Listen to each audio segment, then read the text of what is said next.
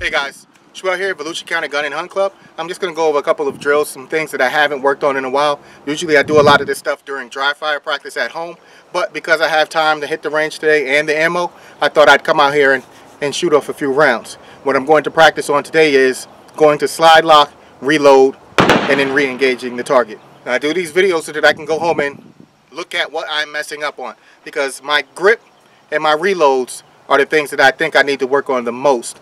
Aiming and target acquisition is something that's just going to come with time and practice, just like this stuff. So today's focus is going to be drawing and reloading. And for today's drills, I'm using my Chaos concealment holster. They sent this one to me right after SHOT Show. I haven't used it in competition yet, but I plan to in the next coming weeks. Oh yeah, the magazines are randomly loaded, so I don't know when to expect them to go into slide lock.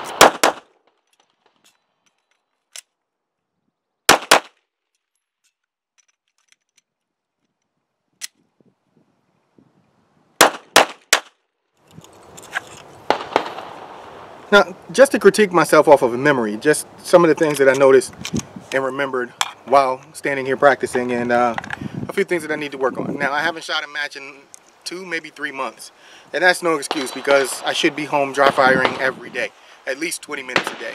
I did take Ben Stoker's class a few weeks ago, and I learned quite a few things as far as drills, tips, and things that I can use to help improve my speed and of course my accuracy, which is one of my biggest limitations. But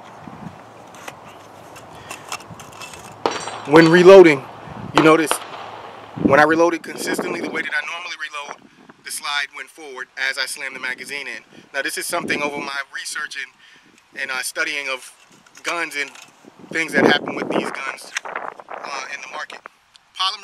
Guns with polymer lowers tend to have that happen quite a bit, and that's because there is some flex in those lowers. When you slam the magazine hard enough, you're going to get some flex in that lower and in the lower receiver, and it's going to cause the slide to release. I've become so accustomed to that happening that I anticipate it happening every time I reload the magazine. But when I stumble or fumble with the reload, I don't reload it with as much conviction as I normally do, which keeps the slide locked back, which takes more time, because then, 1, I have to identify that I jacked up, 2, then I have to take the steps to correct and then get back on target. So it's just something that I need to prepare myself for at all times. Something else that I noticed is my first few magazines, I take a casual approach to it when I come out here and I start practicing and training and doing this stuff. And for me, I don't know if it's just part of my character or who I am as a person, but it's a bad habit, because what translates from practice, well, the things that you do in practice translate to competition. So I start off the competition slow and lackadaisical when it comes to my approach. And you could see it if you watch my stance. It slowly improved. I got into better position when starting. And you have to be able to consistently do it the same way every time. That's how champions are made. And not that I want to be a champion, but you know what? It wouldn't hurt. You know, here I'm crouched, getting ready. I'm getting myself prepared. I'm ready to roll here. I go from here with my feet shoulder length apart, ready to rock. And this is how I shoot competitively, and it seemed to work for me as far as developing a consistent stance. When I first started shooting today, I came up in position with my feet as close as possible, and I was just comfortable and just standing here, and then I drew and started shooting. And the muzzle flip the break in my wrist reflects that. So again, that's something that I need to work on, my grip. When I slam these hands together and bring it out and present the target, everything needs to be nice and tight. My right hand should be squeezing my left hand really hard, or squeezing the gun.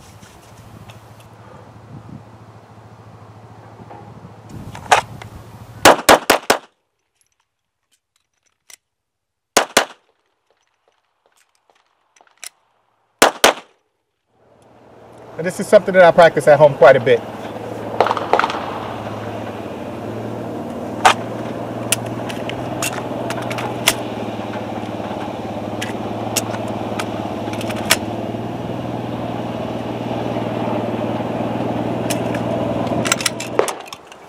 I could do that drill hundreds of times a day and just keep doing it repetitively over and over and over again. And it's something that I find works because it translates over into the matches, practice out here with the live fire, all of that stuff. But this is Schwo. This is a day in the life of a competitive or wannabe competitive shooter. Hope you guys are out there having fun, being safe, and also being responsible. And I hit you with the 2 fingers. Later.